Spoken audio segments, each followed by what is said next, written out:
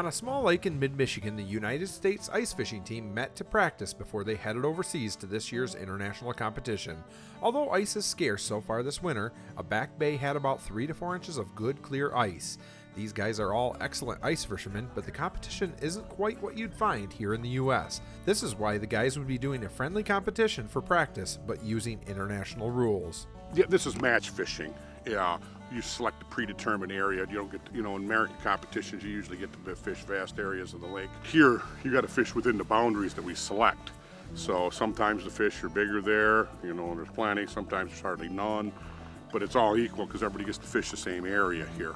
And there's rules about how close you can be. So they got, the 5-meter distance so that they can't come in on this gentleman here, like Larry's got them going here. Sometimes we get select areas where there ain't no fish, and it's, and everybody, there's a whole bunch of people. I've seen it where people got skunked, and only 1 or 2 caught a fish in a zone, I've seen extremely tough fishing, so a minnow can really matter then, So in competition, these guys aren't by themselves out here on the ice? No, they're going to be officials standing around just like Mike's standing here, keeping an eye on everything that's going on.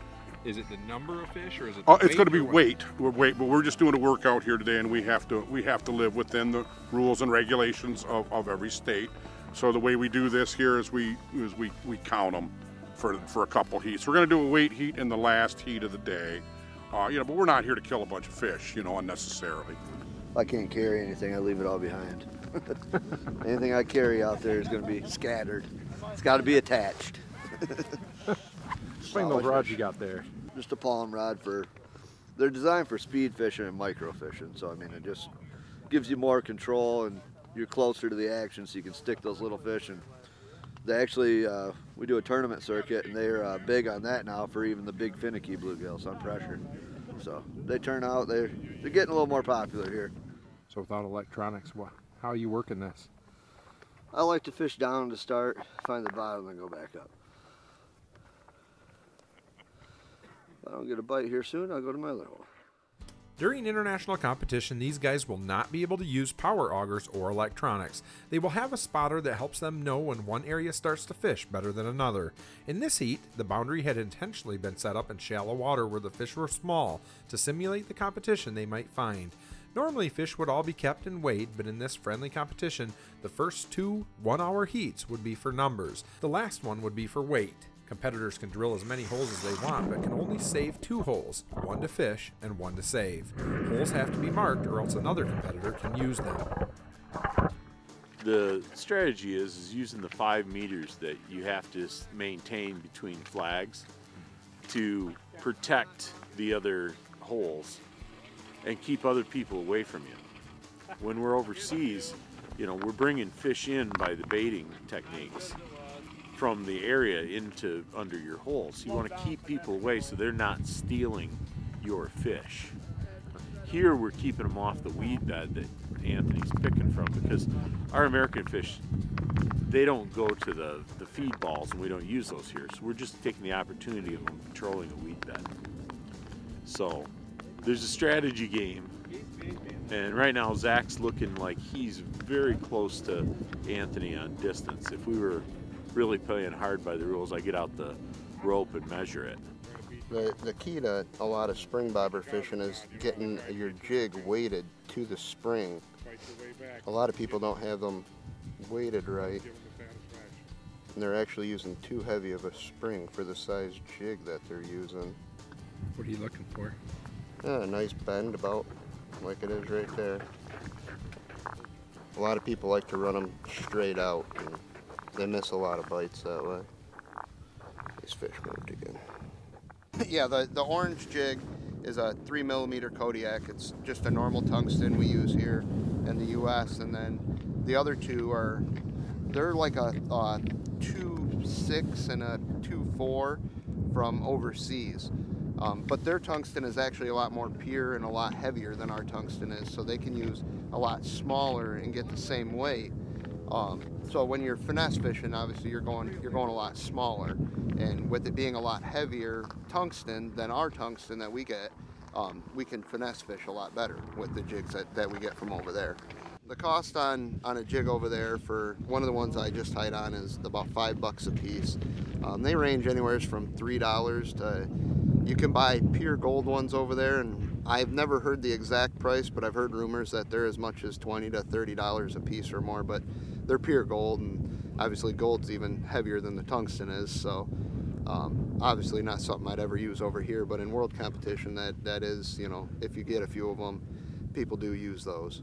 Yeah, usually 7 or 8 guys on the team that travel with the team overseas are from Michigan. You know, some of the best ice fishermen in the country are from Michigan. There's a lot of good fishermen in other states, though. I'm not taking credit for them, but this style, there's, you know, it's very specific. We all kind of grew up combat fishing, if you will. So, you know, it's pin everybody into one zone and see what happens. And you know, everybody, we kind of just wanted to have a big event like this, just where we could throw down world style. And you know, it's a great practice for the guys on the world team. I made the team this year, but I'm actually not going. Some other stuff I got to take care of this year, so I wish the team good luck, but can't make it this year. Veteran of several ice teams and the United States' only individual gold medal winner, Mike Bodecker explains how this international style is so different from anything we see here in the States.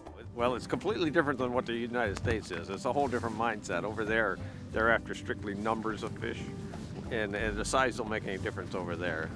In the United States, we have the attitude, well, we have limits here too, but our whole theory is to catch big fish because we like to eat them. They eat their fish over there too, but they don't mind eating everything that they catch. It don't matter if it's 1 inch or 10 inches.